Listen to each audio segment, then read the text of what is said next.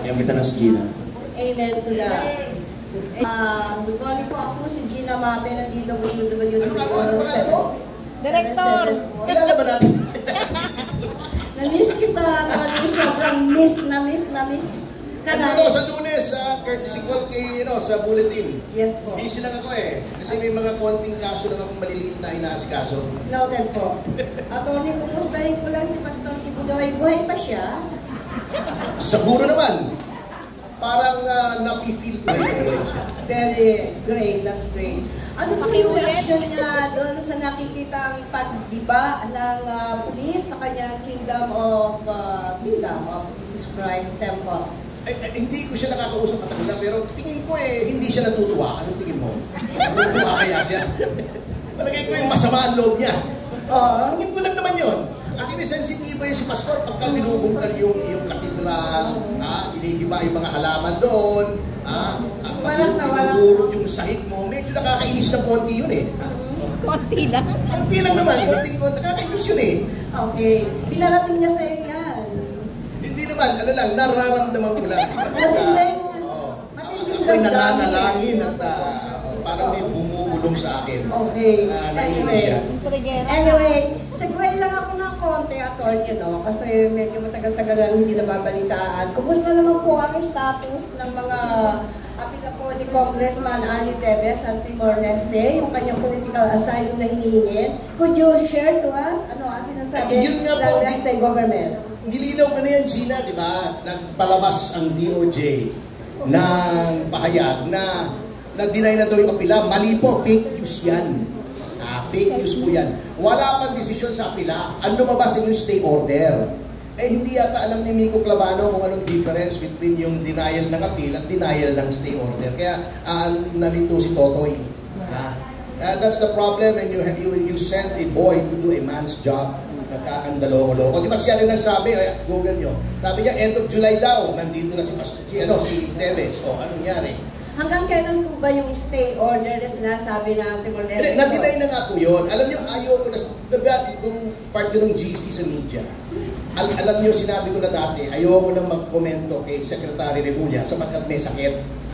Ayaw ko na sanang magkomento talaga laban kay Secretary Remulla. Sapagkat kung talagang nakikita nyo, may karamdaman siya, di ba? At ayon doon sa mga doktor na aking napagtanungan, alam nyo, ay malapit na talaga ang kanyang susunod na check-up. Kaya ayoko ng komento. Kumusta naman? I-check up! Malapit na siyang i-check up ulit kasi may karamdaman. Kaya lang, nakakainis. Sana, GMA7, di ba? Contra fake news.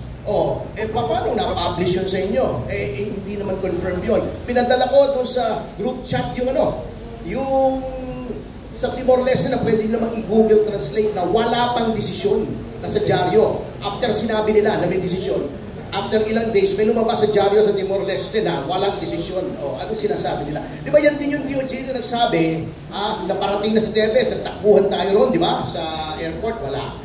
Sinabi rin, may warlords. Wala naman. Ang daming palpak ng DOJ di ba?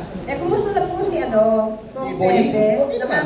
Nakakadaya na ba siya or what? Hindi, he's been released. Basta within Timor-Leste, okay siya. Within Dili. Wala naman siyang balak umalis doon. Hinihintay nga namin yung apila. We're resorting to all legal processes at